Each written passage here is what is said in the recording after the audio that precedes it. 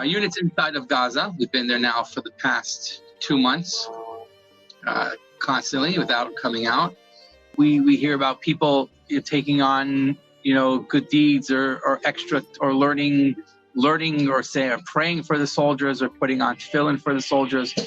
Every message and every little story that we hear about that really reminds us of who we're fighting for and what we're fighting for.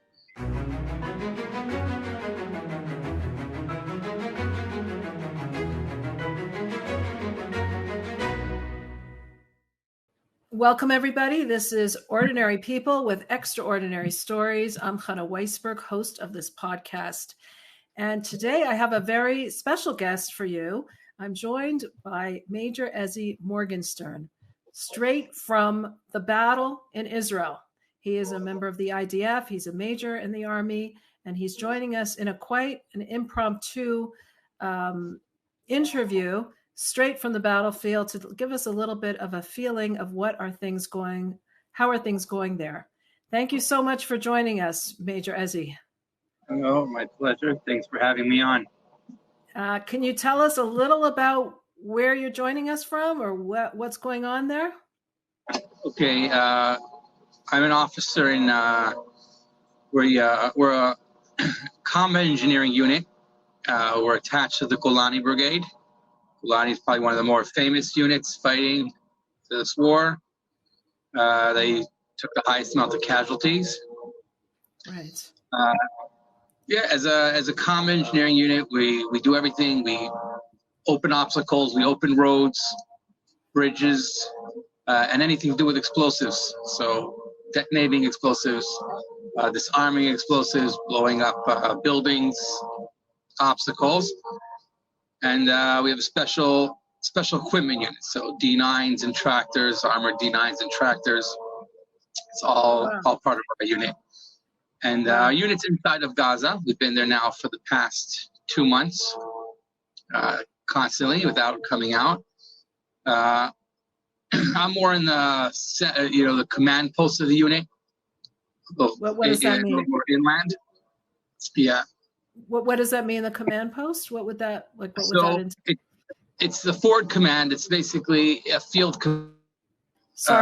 Sorry, just back up a minute, a little bit. You were saying what? So it's a forward command center. It's basically where the brains of the operation happen. It's where all the radio communication is from, and we have we can get drone feeds, and we can get computers, and we can see where our units are. We have computer special systems that show us where our units are and other units are, and basically the units they connect with us and we connect to other units, and that's where we control all our operations from. Wow, so you're kind of controlling where everyone's going and how they're going? Is that did I understand? Yeah, that? we control all the operations. So we're made up of the operations, intel, so it's where we also get all intel and then pass it on. We get the intel, we pass it on. So we're made up of radio communications, intel operations, special operations, and we control where the units go and what they do. Wow.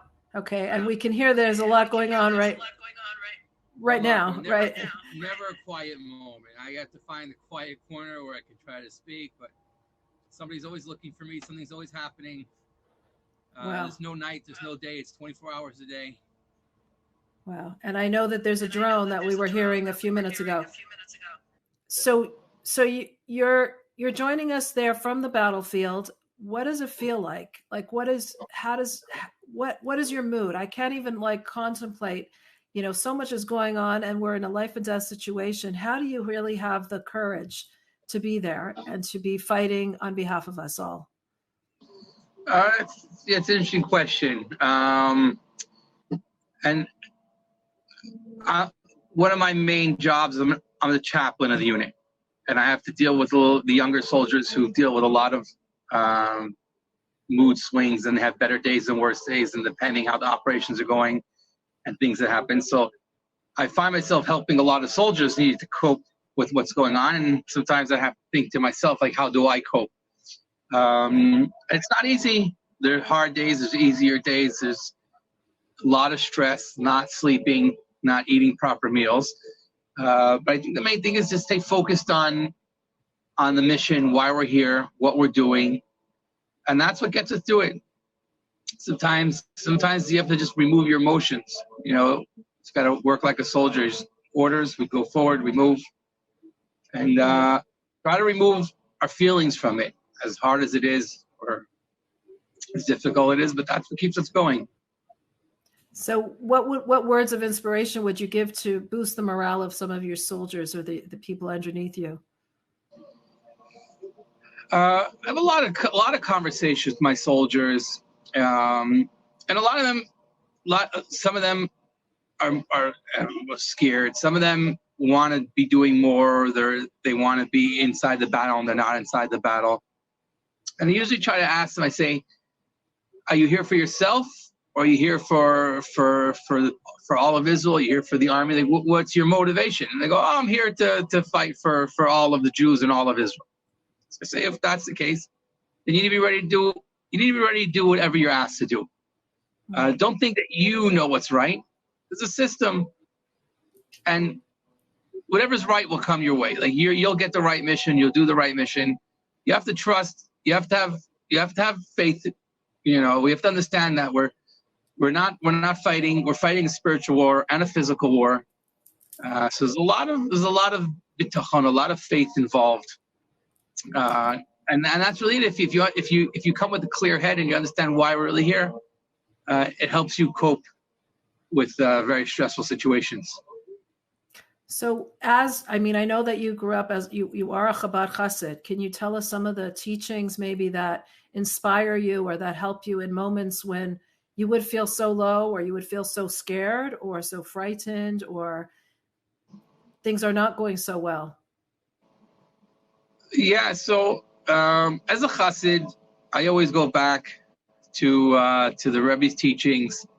I first of all, I read Yom Yom every day, and there's been in the last few weeks, there's been like specific Yom Yom that like sometimes I think the Rebbe's talking directly to me, where the Rebbe talks about the importance of being the shliach, being a messenger where you are, and you're there for a reason.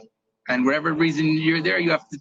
Sometimes we understand why we're there, but if you're there, you have to understand that you were sent there from above. God has put you there for a specific reason. And if you remember that, even when it's hard and when things are really rough or things seem very scary, you go back to the source and remember, well, I'm here. God put me here for a reason. This is where I'm supposed to be. And that helps you calm down to say, like, I'm not here by mistake. I'm here for a reason. Wow. I guess that helps all of us in any situation, but especially seeing you there on the battlefield in amidst of it all, it just makes the point so much stronger. What is the general mood of the people there, of the soldiers there on battle? So, very high motivation. Soldiers are ready to do what they need to do. They hope that the government makes the right choices and lets the army do what it needs to do. They're ready to be here as long as the job needs to get done. And a lot of the soldiers complain like, oh, why did the government do this? Why are they doing this? They're doing this wrong. And I have a saying I like to tell them. I tell my soldiers, I say, try not to worry yourself about things that you have very little control of. Try to focus on the things that you can control. You control the people around you. You control your mood. You control how you act with the people around you. But you don't have a lot of control of the government or the higher ups in the army, what they choose. So it's not worth it getting worked up about it. Right. How many soldiers are underneath you like that you are direct? So as an army chaplain, I'm technically in charge of, all the soldiers are considered, I work with them. Our unit's about 450 soldiers from end to end with combat and combat support and all intelligence and everything and all the all the personnel around the whole unit. It's about 450. Can you tell us a little about the logistics, like where you're sleeping, where you're eating, how long have you been there in Gaza, you personally? So I've been called up. My unit has been called up since Simchat Torah. I was in the middle of dancing. Wow. I was completely immersed in Simchat Torah. I didn't know anything was going on around. I didn't have any indication. And then slowly somebody came into the shul and he saying, and looked straight dancing. I read my phone, and we've been here since October 7th. We've been called up. We move around, but where we sleep, it's anywhere you can put your head down. So sometimes in the field, the sleeping bag, you're lying on the ground. Sometimes you come to a certain base, you may get a bed and be inside of a tent. But it's definitely not an air-conditioned room. I have not seen a room. I'm lucky if I get to sleep on a bed. I'm luckier if I get a 2-inch foam mattress. Wow. And this has been the last over 2 months. This has been the last 2 months. I'm happy if I get to take my boots off. There's no pajamas in the Army. I mostly just sleep in my uniform. Food? So food is interesting. It's sometimes you get like an airplane packed meal. For breakfast, they'll just put out a table. They'll put some like bread and cheese. But then once in a while you get, depending where you get, we get there's a lot of civilians that bring food. Once in a while, they'll come to our base and they'll make a barbecue in the evening. So mostly just like food you eat on the run, and once in a while, but very rarely do you get like a cooked meal. Mm-hmm. So it's really just like a packed meal ready to go, something quick, and then once in a while, a barbecue, or somebody will bring like a falafel stand, stuff like that. So civilians are able to come to your base? It's not depending which base. Depending where we are. And there's bases that it's a lot easier for civilians to come, and then there's certain times where I'm in the field where we work on the vehicles, we work on the tanks, where we fix things, and those are places that are harder for civilians to get to. Wow. In the last 2 months, have you been able to get home at all to visit your family? So since I've been called up, I've been home 3 times. Twice with just under 24 hours. And the last time I got home was the longest. I spent about 2 days at home during Hanukkah, and that was very nice to finally get home and spend a little bit more time with family. Wow. I know right before, we went live, you said you were speaking to your family, to your children on Skype? Yeah, Skype, WhatsApp, whatever, anyone, they usually call them. I call them pretty much, try to call them once a day. Can you tell us a little about your family, how many children you have, what their ages are? So Kanina were 8. Wow. My oldest daughter is 15. And my youngest is 4. Oh, wow. And then everything in between. Wow. And how does your family deal with the tension involved with what's going on, with knowing that their father's in danger? So I calm them down, and lucky for me, I spend almost all my time inside of Israel, deep, far from the border. Usually, I'm not in any area that's directly in the fight.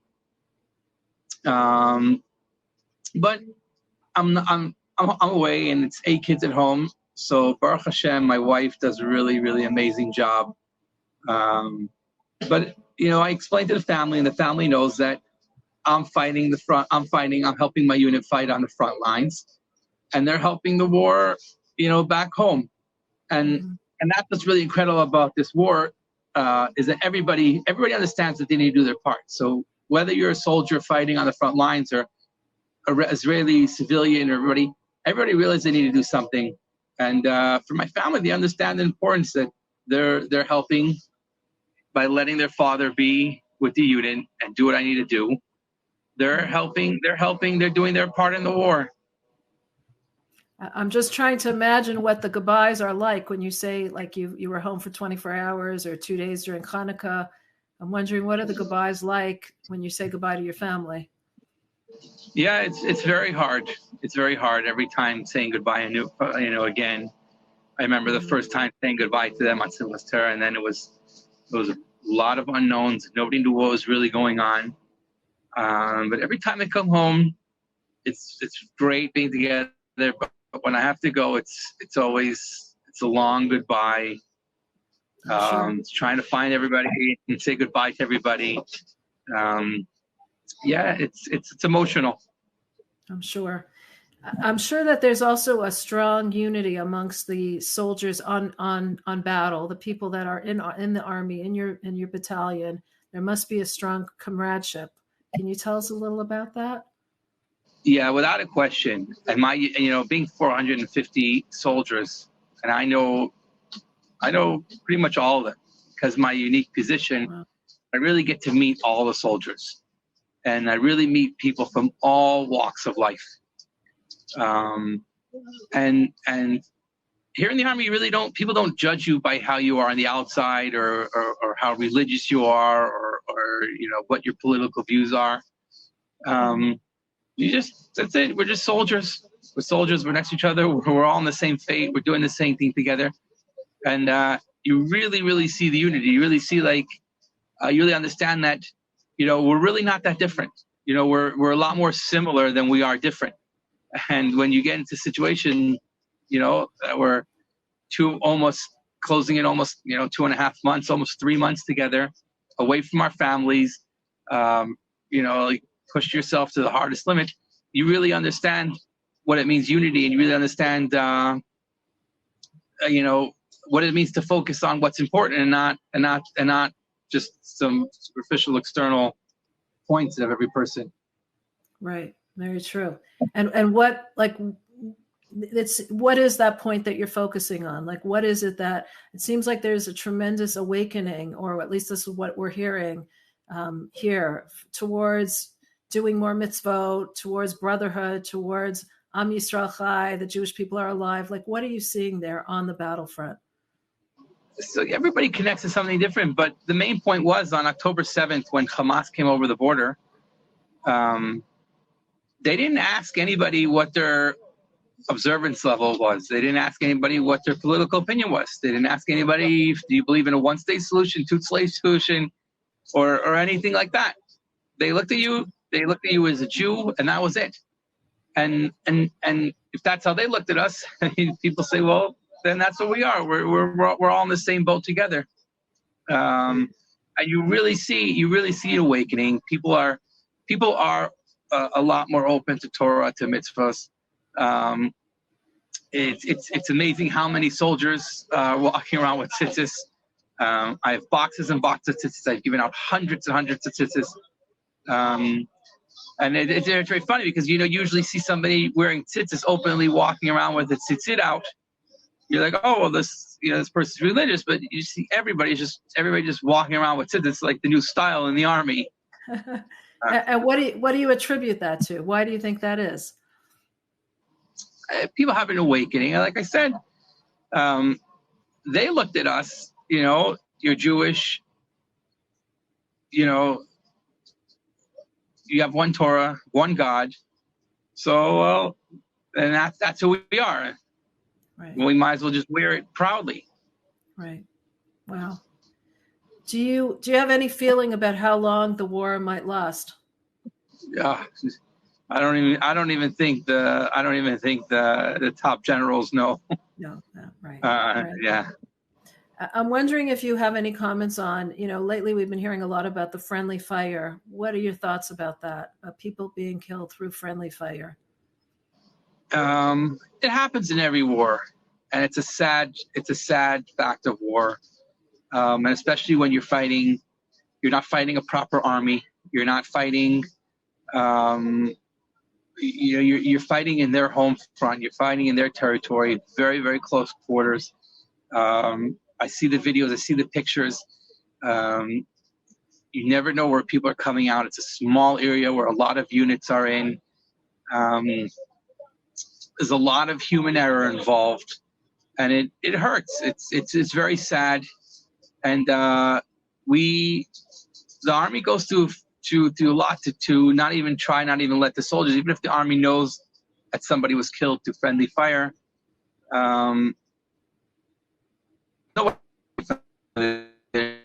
But we try not to let the soul, because they have to live with this for the rest of their life. Absolutely. So it's very hard, but it's always been one of the facts of wars when you're fighting that kind of battle and you're fighting that kind of enemy. Right. Is there something that the soldiers or you do when you are going into this situation where is a dangerous situation? What should someone be thinking or preparing themselves to handle it? So there's physical preparation and then there's mental preparation. So physically, you gotta run the drills and you gotta you brief the soldiers, and everybody has to know what their job is and what their specific role is and where they're supposed to be and what they're supposed to do. And you try to, if you have time, you try to run as many drills as you can. But once you're inside, it gets harder and harder. And mentally, you have to realize what you're going into, what you might expect. And like I said, understand who you're doing, why you're doing it, who you're doing it for. And the more time you have for prepared, the better you hope the better the outcome is. Right. So I guess the why, like why you're there and what you're doing, plays such a big role in this all. Your mental mental preparation and emotional preparation. And that's what we constantly tell the soldiers. We're not fighting this battle for ourselves. We're not here for ourselves. We're fighting it for our families back home. We're fighting it for the front, and even more than that. Now I think it's very clear that we're not even fighting. Israel's not alone. This is not Israel fighting the war. It's not even all the Jews. It's not even fighting for all the Jews of the world. It's fighting for anybody that believes in God, godly and Torah values. And we're fighting. I tell my soldiers all the time, we're writing the lines of history now. We're writing history. We're exactly 50 years from the Yom Kippur War. Everybody knows who grew up with stories of soldiers and heroism and miracles during the Yom Kippur War. I said, those people during the war maybe not realize that they were writing history, and 50 years from now, people would be talking and remembering their stories. But we're writing history. In 50 years, people will be talking about us and what we did, and they'll judge us. And they'll remember us and live after us. So we're writing the lines of history. Right. Absolutely. It's for us living out of Israel in Chutz La'aretz, we have tremendous gratitude for what you're doing. You're really heroes for us. Is there any message that you'd want to give to the people here that might be listening to this? So I speak to so many soldiers, and we really feel the support. It's amazing how much we feel the support, whether it's financial support, whether it's the letters that we get, whether it's we hear about people taking on good deeds or extra or learning or praying for the soldiers or putting on tefillin for the soldiers.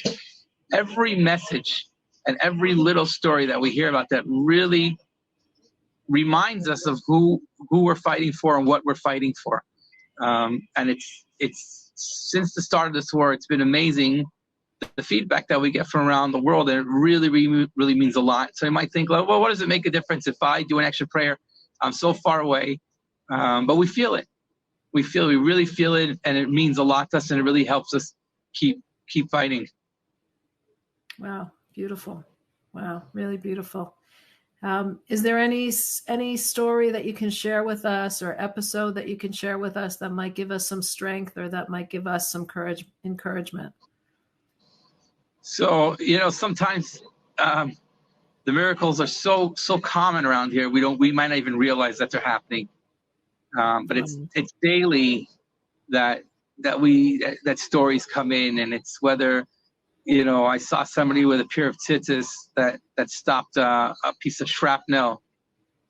Wow. But I remember one of the early days when we were in the command center, and we got a report at one of our vehicles, one of our armored vehicles was hit by an anti-tank missile. And we connected to the drone, and we were able to see the image from on top. But we could see the drone, and we could see the fire, the heat coming off of it, and it just looked like a burning inferno. And it was throughout the chaos. We're trying to figure out what's going on and get people get on the radio, and we found out we figure out whose APC it is. We were sure that this was going to be a really one of our early days in the war, but then we heard the commander get on the radio, and he said everybody got out. We're watching this thing we're watching the APC burn, and we're like, okay, at least they got out, but we lost one of our vehicles. And came morning, we started getting a clear picture of what went on, and actually turned out that the APC wasn't even hit. There was a tree between where the where the missile was shot, and it hit a tree, and the tree was on fire, and the APC was right next to it. And if you see pictures of Gaza, there's not a lot of trees in Gaza, not a lot of big trees. And not only did everybody get out, but the APC was only lightly, burnt, and otherwise was still functional. So things like that happen all the time, and even in the harder situations, like I said, we have injured soldiers, and we've lost a few soldiers. It hurts, but almost every story where we lost soldiers, there were soldiers that were miraculously saved. So even in the hard stories, there's always a little bit of light. Are you the one that deals with soldiers who have lost comrades? As the chaplain, I have to deal with all soldiers that are killed in battle. We start the burial process. We start the funeral process. We have to try to identify them as early as possible. That's one of my jobs as an officer. That must take a very strong emotional toll. It does. It's very. It's hard to describe, and that's why only specific chaplains who have specific training can deal with sea soldiers, because it takes a big toll on the soldiers, seeing or their friends or somebody they know that passed away or was killed in battle. So we try to remove the soldiers as fast as we can from the area, and then only trained people who deal with it. It's not always possible. Right. And how do you deal with it emotionally? I understand what I'm going into. I always go in with a prayer. I ask God to guide me, to make sure I give the soldier the best, honor him the best I can. And again, I remember why I'm doing it, who I'm doing it for, the importance, the idea of a met mitzvah, or what we call chesed shel emes, a true act of kindness. and how important it is and how special it is they get to do that. And afterwards, I always find somebody, another chaplain, somebody older. I discuss it with him. We talk about it, because the worst thing is trying to keep it inside. And that's why whenever a unit loses a soldier, I try to talk to all the soldiers, ask them how they feel about it, what they think, and I want them to open up as much as possible, because by opening up, that's how we heal.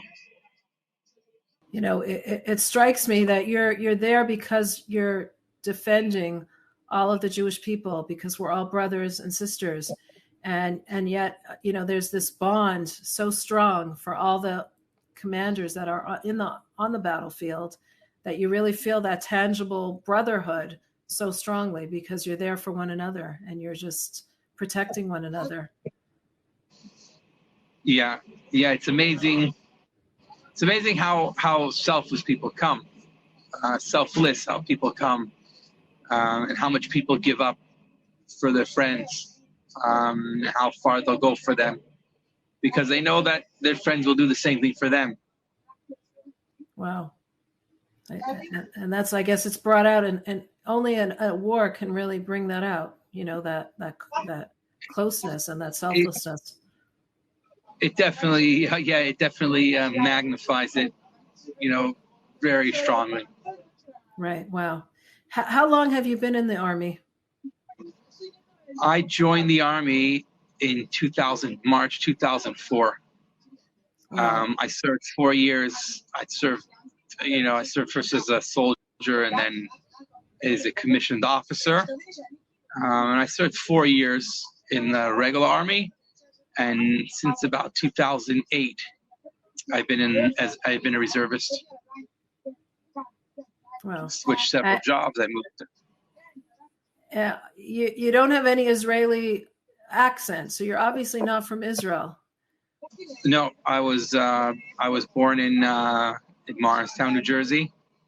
I grew up all my childhood and yeshiva. I learned in America. I first got to Israel in 2002. I was about 20 years old. I learned a year in yeshiva, and it was till 2003, 2004 is when I joined the Army. Joined. And what motivated you to join the Army at that point? It's hard to say. Anybody who remembers me, anybody who knows me, as far back as anybody could remember, I told anybody I knew that I was gonna, when I got older, I was gonna join the Israeli Army. People thought, okay, some kids want to be a policeman, some kids want to be a fireman. And he wants to join the Army. He'll grow out of it. And I got older, and people, my family and friends, they quickly understood I wasn't going to grow out of this. And as the older I got, the more I spoke about it. And something that was always with me. I always said I was going to go join the Israeli Army. And what was it that was calling you? To protect our people? I grew up with my father volunteered in the Yom Kippur War. He was 18 years old, and he dropped everything. He lived in Toronto. He lived in Canada. He dropped everything and he went to volunteer.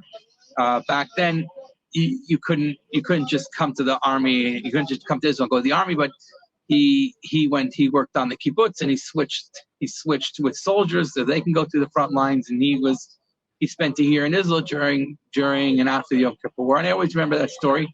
And it kind of always resonated with me. And I was like, oh, I'm going to do the same thing. I'm going to get up and I'm going to go and I'm going to defend Israel. Wow.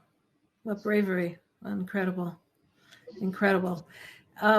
Major Ezzy, thank you so much for joining us. This was incredible. I know you're in the middle of so many things going on there. You're right there in the camps on the battlefield. And I just really appreciate that you took your time to give us a little bit of a feel of what's going on there, and the gratitude that we all have for you and for what you and your comrades are doing. I mean, no words will suffice to express the gratitude that we have for you for protecting the Jewish people the way that you're doing it. So thank you so much for you and all the people that are in your battalion and all the officers in the IDF as a whole for everything that you're doing for all of us. Well, thank you for having me. Thanks for helping spread the message, and thanks to all the Jews and everybody around the world who's been helping and supporting us. Thank you. And let's hope that we finally come to the day when peace is over all the entire world. Amen. We're really hoping that comes soon. Yeah. I guess more than now, we really understand the meaning of all those prayers, asking for Mashiach and asking for a time of peace. Absolutely. I'll show you. You can see it in what's it called. I have a patch, a Mashiach patch. Oh wow! And I have them, and I carry with me I have a few hundred of them. I bought a few hundred of them, and everywhere I go, every soldier, they go, I hear you're giving out the patches. Where's my Mashiach patch? And I give about out of 300, I may have like 20, 30 left. And I just have them in my pocket every day. And soldiers constantly come to me and ask me for their Mashiach patch. So if you walk around my unit, you see everybody with their Mashiach patch on. It just shows, these fierce soldiers who are so courageous. What do they really want? They want peace. And that's what we all want. We just want peace. Everlasting peace. They all just want it to end. They want to go back to their families. They want quiet. They want to know that they could live in safety and quiet. And a lot of them realize, that's Mashiach. Living in Israel, quiet, safety, that's Mashiach. Right. Amen. Let it happen soon. Thank you again. Thank you so much for everything that you're doing for us. And thank you for joining us. Thank you. Wow. What an interview with Major Ezi Morgenstern. This interview was actually very impromptu. A colleague of mine suggested that I reach out to him. I reached out to him and he said, okay, let's do it. We were not really prepared in terms of questions and in terms of where he was going to be doing it. It was either now or not, because when you're on the battlefield, you don't really have the luxury of time to decide when you can do something or not. And so throughout the interview, you probably have heard there was drones flying overhead that gave some background noise. There was a lot going on in the barracks there. There was a lot going on where he was stationed.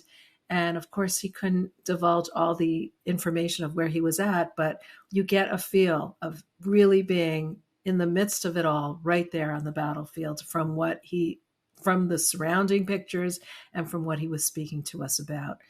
One of the things that stands out so much from his interview, actually two things that I felt that really stood out from his interview. One of the things was the unity of the Jewish people, the unity of the soldiers there, how all of them are so united, and how you have to be so united when you're on a mission, that you rely on each other so much that the selflessness of your own personhood becomes just enmeshed with those around you, and you're just there to help them and they're there to help you. And the unity that comes about, no matter what your political views, no matter what your status and your religious observance and all that. Another point that really I felt came out from the interview was how he explained that when you have a why, you can really get through anything. And it was really the why, the understanding of the mission of the soldiers, them understanding that they were really there to preserve, to fight for the self-preservation of the Jewish people. They're there for the families that are in Israel. They're there to protect. They're there to continue living as Am Yisrael. When you realize what you are battling against, how you can get through anything, and really everything. I mean, the worst possible situations, not only logistically, where he explains how he hasn't slept for the last 2 months on a bed and how he hasn't taken off his boots. We're not talking even about the physical comforts, but when you're meeting danger daily on a day-to-day basis, you really need to know your why and what you're doing, why you're doing it. And I guess that applies to all of us as well, how we can get through the most difficult situations, the greatest obstacles, the greatest challenges in our lives, once we know what our purpose is, what our mission is, and the why of what we're doing. So that really stood out for me as something that I can take home as a message for all of us in our day-to-day lives. So if you are enjoying these podcasts, if you're enjoying Ordinary People with Extraordinary Stories, I hope that you are subscribed to receive these in your email. You can subscribe to these. These podcasts are available on all podcast streaming platforms, but you can also subscribe on Chabad.org, Chabad.org/extraordinary. Please as well, make sure you leave a comment. We love to hear your feedback. We love to hear your thoughts. Thank you again for joining us on Ordinary People with Extraordinary Stories.